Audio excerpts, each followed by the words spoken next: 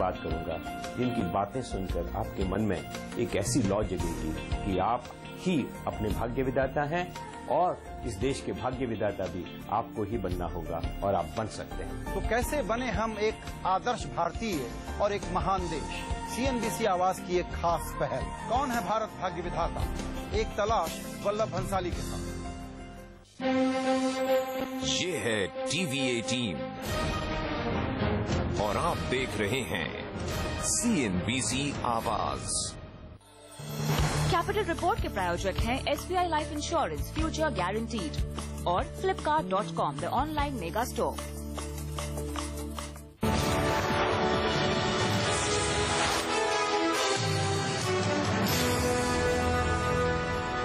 नमस्कार, capital report में आपका स्वागत है। आपके साथ मैं हूं विपिन भट्ट। सबसे पहले आज की बिग स्टोरी।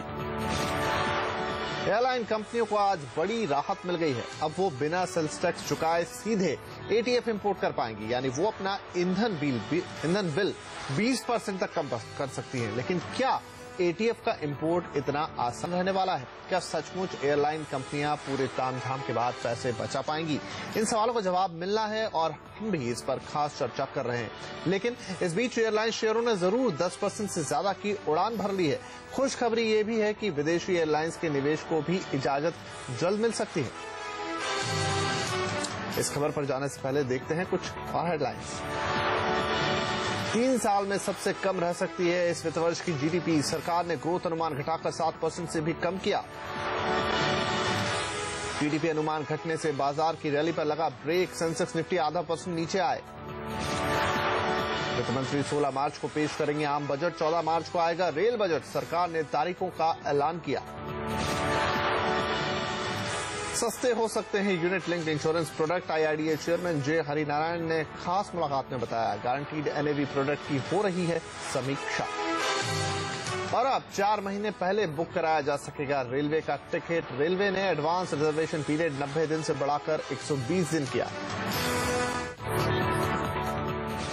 शुरुआत करेंगे एयरलाइन कंपनियों की सबसे बड़ी मांग मान ली गई है। यही हमारी आज की बिग स्टोरी है। सरकार ने सीधे ATF इंपोर्ट करने की दिशा में पहला कदम बढ़ा दिया है और इसके बाद हर एयरलाइन इंपोर्ट कर सकेगी अपना ATF।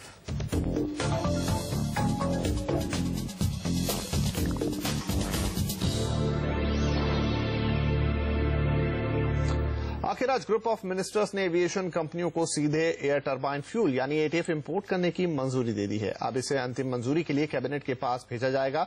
इसके अलावा एविएशन में 49% विदेशी एयरलाइंस के निवेश की मंजूरी के लिए भी कैबिनेट नोट जल्द लाया जाएगा। यहां लगे हाथों GOM ने एयर इंडिया के 22,000 करोड़ के कर्ज रिस्ट्रक्चरिंग को भी मंजूरी दे दी है। हालांकि इस पर अंतिम फैसला कैबिनेट ही लेगी। First thing, the Air India's financial restructuring package. GOM has taken a view that bonds will be floated or some other options are there, but this will have to go to the cabinet now. All that amount, that's a detail, 7,400 crores or something like that. Bonds, or there are other ways, there are two or three options, but a financial restructuring package, more or less, GOM has made a recommendation, but it will go to the cabinet. So what on the second, aviation fuel, ATF, companies will be allowed to import directly for their use. FDI, of course, didn't come before GOM. It was decided last time when I met the finance minister. We are moving a note, and it will go to the commerce ministry. They will move it to the cabinet. सरकार ने विजय माल्या और दूसरी airlines की appeal पर direct ATF import को मंजूरी तो दे दी है, लेकिन क्या एयरलाइंस को सचमुच इससे कुछ फायदा होगा? ATF सप्लाई करने वाली कंपनी BPCL का कहना है कि एविएशन कंपनियों के लिए ATF इंपोर्ट करने में खास फायदा नहीं होगा क्योंकि उनके पास पर्याप्त इंफ्रास्ट्रक्चर नहीं है। लॉजिस्टिक्स का बहुत बड़ा रोल रहेगा और मुझे लगता नहीं कि ये प्रपोजल डुएबल रहेगा क्योंकि जैसा आपको मालूम है कंट्री में ATF सरप्लस है और इंपोर्ट करना उसके बाद में इंपोर्ट कम से कम पार्सल साइज होनी पड़ेगी 10 से 20,000 टन पर शिप पर पार्सल। चर्चा ये है कि ATF इंपोर्ट करने के लिए एयरलाइंस मौजूदा ऑयल मार्केटिंग कंपनी की लॉजिस्टिक का इस्तेमाल कर सकती हैं, लेकिन BPCL ने तो आज साफ साफ किसी मदद से इनकार कर दिया है। क्यों तैयार हो? हम ये तो वही बात हो गई कि आप अपना पैर खुद काट लीजिए। मेरी अपनी राय ये है कि ये एटीएफ प्रोडक्शन सरप्लस है कंट्री में, और इंफ्रास्ट्रक्चर की बहुत बड़ी इश्यू होगी अगर वो इंपोर्ट करना चाहेंगे। तो एयरलाइन कंपनियों को सीधे एटीएफ इंपोर्ट की इजाजत देने से क्या फायदे होंगे और कितना आसान होगा इसे लागू कर पाना, इस बारे में बातचीत करने के लिए अब हमारे साथ जुड़ रहे हैं केपीएमजी के एविएशन एक्सपर्ट अंबर दुबे। अंबर, हमारा पहला सवाल यही है कि क्या डायरेक्ट एटीएफ इंपोर्ट करने से एयरलाइन कंपनियों को फायदा होगा और किस हद तक ये फायदा होगा? टिपिकली एटीएफ का जो कॉस्ट है करीब 40 से 50% होती है किसी भी एयरलाइन के लिए, और उसमें कम से कम आप लगा लीजिए 25 से 30% होता है टैक्स। करीब आप लगा लीजिए 10 से 15% of the total operating cost. तो इसके थ्रू अगर उनको एटीएफ से बचत मिलती है तो वो उनकी डायरेक्ट सेविंग है, प्लस इनको थोड़ा सा एडिशनल इंपोर्ट ड्यूटीज देनी पड़ेंगी, इनको ट्रांसपोर्टेशन कॉस्ट, स्टोरेज कॉस्ट और हैंडलिंग कॉस्ट भी देनी पड़ेगी एयरलाइंस को। तो कुछ इनकी सेविंग्स होंगी और कुछ इनकी एडिशनल कॉस्ट होंगी। कुल मिला के टोटल कॉस्ट में हम अज्यूम कर रहे हैं कि करीब 5 से 10% का इनको फायदा होगा। अंबर, एयरलाइन को एटीएफ इंपोर्ट करने के लिए लॉजिस्टिकल इंफ्रास्ट्रक्चर चाहिए होगा, ये कहां से आएगा?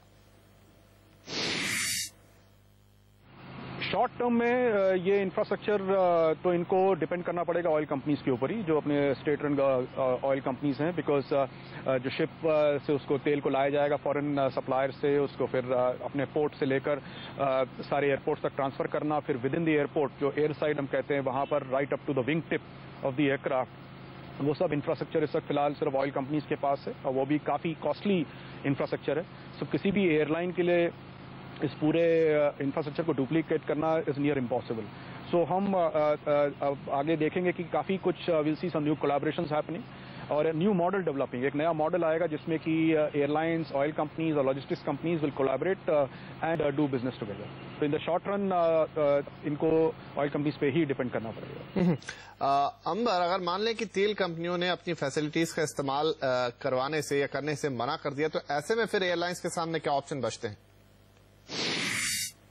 देखिए, डायरेक्ट इंपोर्ट का फैसला तो सरकार का है, और अभी ये ग्रुप ऑफ मिनिस्टर्स ने लिया है, इसके बाद कैबिनेट अप्रूवल होगा, और कैबिनेट अप्रूवल के बाद ये थोड़ा सा डिफिकल्ट हो जाएगा हमारी जो स्टेट रन कंपनीज हैं कि किसी कैबिनेट डिसीजन को के अगेंस्ट कुछ ऐसा कोई कदम उठाएं जो कि ऑफिशियल गवर्नमेंट पॉलिसी के को ऐसा लगे कि उसको अपोज किया जा रहा है। So this is one problem we don't anticipate any challenge from. थोड़ा सा जरूर लॉजिस्टिकल इश्यूज होंगे और थोड़ा सा इसको ऑयल कंपनीज को डेफिनेटली उनकी तरफ से कुछ नेगेटिव कमेंट्स आ रहे हैं इस बारे में, but in the practical level मुझे नहीं लगता है कि इससे बहुत ज्यादा अड़चन क्रिएट कर पाएंगे। जी अंबर, हमसे बातचीत करने के लिए बहुत शुक्रिया। तो यहाँ पर एक्सपर्ट्स का मानना है कि जरूर बचत होगी, एयरलाइन कंपनियों को 5 से 10% तक का फायदा हो सकता है, लेकिन इंफ्रास्ट्रक्चर के मामले में उन्हें निर्भर रहना पड़ेगा तेल मार्केटिंग कंपनियों पर। आगे चलते हैं। एविएशन कंपनियों को एटीएफ इंपोर्ट करने की इजाजत देने के फैसले की फर्स्टपोस्ट.com ने आलोचना की है। तेल कंपनियों पर पहले ही डीजल, केरोसिन और एलपीजी सब्सिडी का बोझ पड़ रहा है। तेल कंपनियां एयर टरबाइन फ्यूल पर ही फायदा कमा रही थी और ऐसे में ये फैसला तेल कंपनियों के लिए नुकसानदेह हो सकता है। फर्स्टपोस्ट.com में छपे लेख में बताया गया है कि सब्सिडी की वजह से इस वित्त वर्ष के पहले 9 महीने में ही कंपनियों को 1 लाख करोड़ रुपए का नुकसान हो चुका है। जानकारों के मुताबिक मार्च तक ये नुकसान लगभग 1.5 लाख करोड़ रुपए पर पहुंच जाएगा। साथ ही इससे एयरलाइन कंपनियों को भी कोई खास फायदा नहीं होगा। एयरलाइन कंपनियों के पास तेल इंपोर्ट करने के लिए इंफ्रास्ट्रक्चर तो है नहीं, साथ ही इस प्रस्ताव से केंद्रीय और राज्य सरकारों के बीच भी ठन सकती है, क्योंकि तेल इंपोर्ट करने से राज्यों का सेल टैक्स मारा जाएगा। ये पूरा लेख आप www.firstpost.com पर पढ़ सकते हैं। और शेयर बाजार में आज एयरलाइन शेयरों की उड़ान के अलावा क्या हुआ, देखेंगे इस ब्रेक के बाद।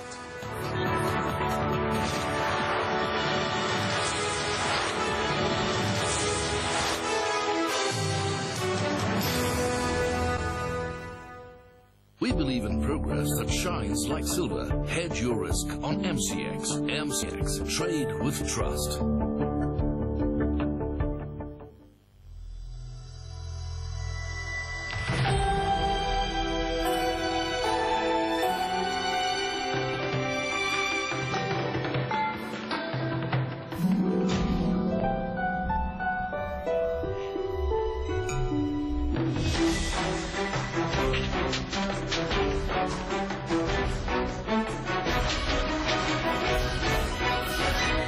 Aditya Birla Group, taking India to the world.